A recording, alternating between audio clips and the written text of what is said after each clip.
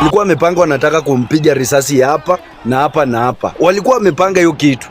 Walikuwa wanataka waue jana Edwin Sifuna. Jana nakwambia kama si intelligent tu ya Edwin Sifuna na tukajua mapema. Walikuwa wanataka tu ati atokee maandamano hivi. Alafu wampige risasi, alafu waseme alikuja maandamano na akazua vurugu. Happy weekend watazamaji wangu wa BM Daily Politics. Natumai mmekuwa na wiki njema mahali popote mmekuwa mkinitazama. Karibuni ili niendelee kuelimisha na kuwafahamisha habari ambazo zinaendelea kujiri hapa nchini Kenya.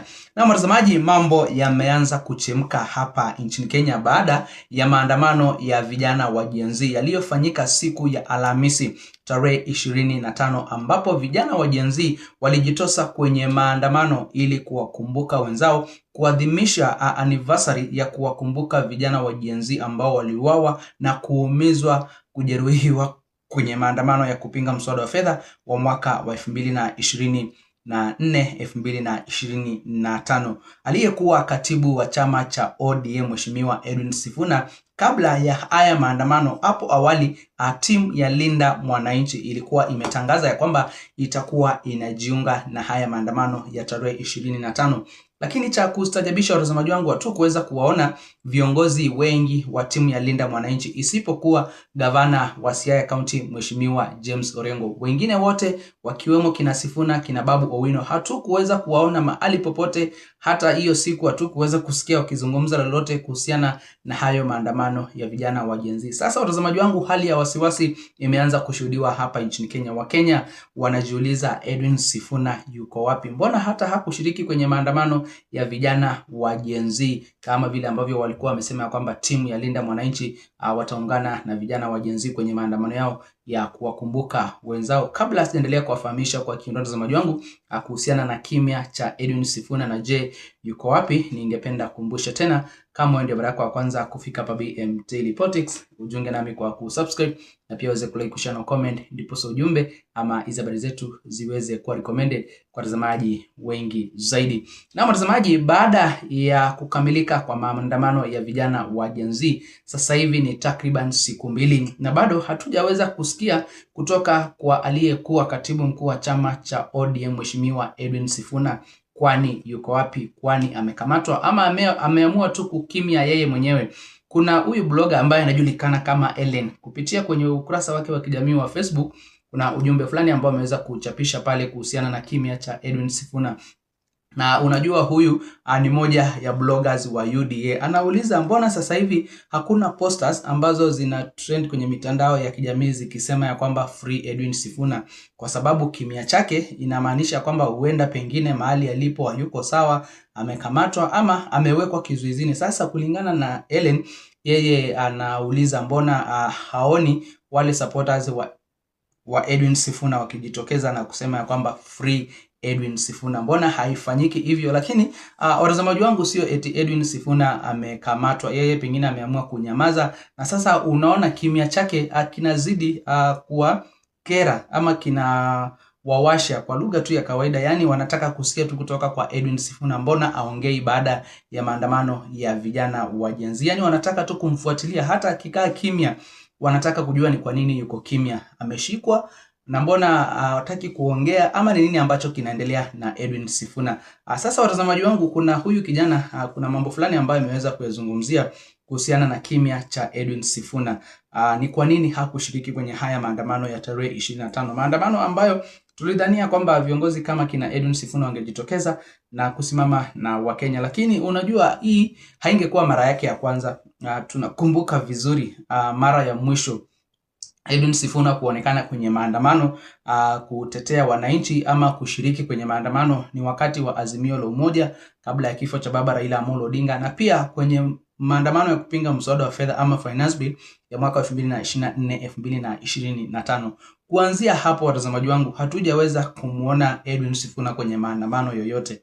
Hatujaweza kumuona barabarani, ingawaje yeye amekuwa akipinga uongozi mbaya, amekuwa akipinga police brutality, amekuwa akipinga wananchi kudhulumiwa na maofisa wa polisi, lakini hajaweza kujitokeza tena kwenye maandamano na kuungana na wananchi, isipokuwa tu kile kipindi wakati baba Raila Amolo Odinga alikuwa hai. Sasa watazamaji wangu, kwenye haya maandamano yeye amekimya, na hata maandamano mengine, kwa sababu kabla ya haya maandamano ya ukumbusho wa vijana wa Gen Z kuna maandamano ambayo yalikuwa yameshuhudiwa huu mwezi tu na mwezi uliopita, maandamano ya kupinga ongezeko la bei ya mafuta na pia maandamano ya kupinga Ebola quarantine facility hapa nchini Kenya. Katika haya maandamano yote hatukuweza kuwaona hao viongozi.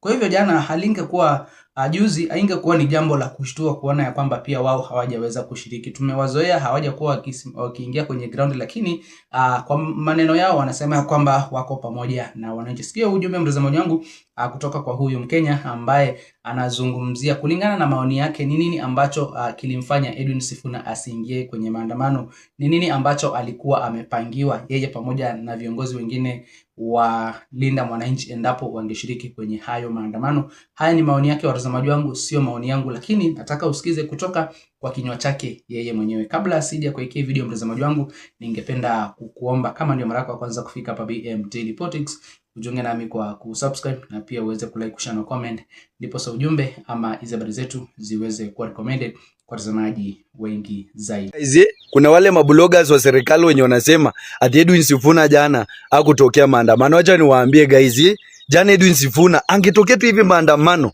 walikuwa wamepanga wanataka kumpiga risasi hapa na hapa na hapa. Walikuwa wamepanga hiyo kitu. Walikuwa wanataka waue jana Edwin Sifuna. Jana nakwambia kama si intelligent tu ya Edwin Sifuna na tukajua mapema, walikuwa wanataka tu ati atokee maandamano hivi, alafu wampige risasi, alafu waseme alikuja maandamano na akazua vurugu. Mimi nawaambia guys, hiyo ni ukweli kabisa na tunajua hiyo kitu. That is why wanajaribu kuleta hiyo dana ati Edwin Sifuna sijui kwa nini hakukuja. Tulikuwa tunajua. Walikuwa wanataka ati unaona gari Edwin Sifuna wapigie tu marisasi nyuma na Babu Owino. Kwa sababu Babu Owino walikuwa wamepanga ati watapiga tu itoke huko ipitie huko itoke huko. Walikuwa wamepanga vile wanataka kuua Babu Owino na Edwin Sifuna. Lakini tukakuwa intelligent, ikakuwa vizuri sana, ikatuambia. Sasa wale unaona bloggers wa serikali wanasema ati Edwin Sifuna jana hakutokea maana mlikuwa mnataka mtokee wampige. Na sisi tunataka tuambie, wacha nini na Edwin Sifuna? Wameona Edwin Sifuna ni mweupe kama pamba. Wameona ni mtu mweupe ana chembe. Sasa wanataka wampake matope na kitu kenye walikuwa wanataka tu kabisa, hata nyinyi mnajua.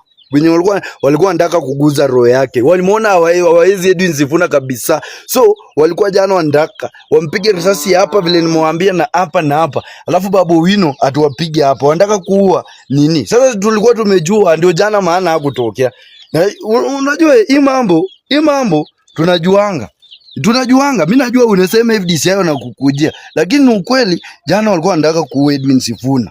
Walikuwa wanataka kumpe, hata sisi tukamwambia usijaribu kukanyaga huko. Hata usijaribu tu kuapia peke yake.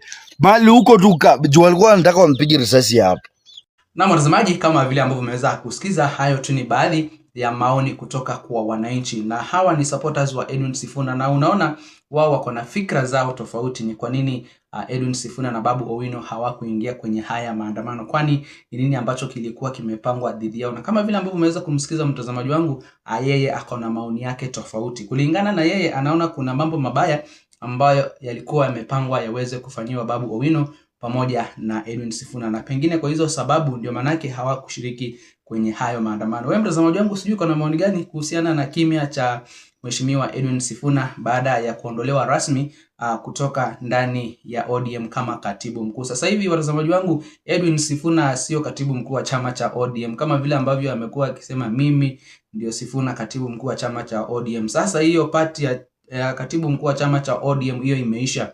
Atakuwa akisema mimi ndio Sifuna seneta wa Nairobi. Mambo mengine yanaendelea kimalizika polepole. Tuliweza kushuhudia juzi vile ambavyo kule kwenye bunge aliweza kuondolewa katika ile nafasi ambayo alikuwa anaishikilia kwenye zile komiti pale kwenye bunge la Senate, komiti ambayo inaongozwa na party leader wa ODM Mheshimiwa Oburu Oginga. Kwa kweli watazamaji wangu, masaibu yanaendelea kumwandama Edwin Sifuna, lakini supporters wake wako na yeye, wanaendelea kusimama na yeye, na kwa hivyo tuna matumaini kwamba mambo yatakuwa sawa kabla ya mwaka wa 2027. Kuondolewa kwa Edwin Sifuna kama katibu mkuu wa chama cha ODM sio mwisho wake kwenye ulingo wa kisiasa. Sasa ni safari mpya ameanza, na ameanza pamoja na Wakenya, ameanza na spirit ya baba Raila Amolo Odinga, na support ako nayo, ground ako nayo, hata kuliko hiyo timu nyingine ambayo inaongozwa na Oburu Oginga. Niacha maoni yako hapo kwenye eneo la comment mtazamaji wangu, na kabla sijatamatisha ningependa kukumbusha tena ujunge nami hapa BM Daily Politics kwa kusubscribe, na pia uweze kulike, kushare na comment, ndipo sa ujumbe ama hizo habari zetu ziweze kuwa recommended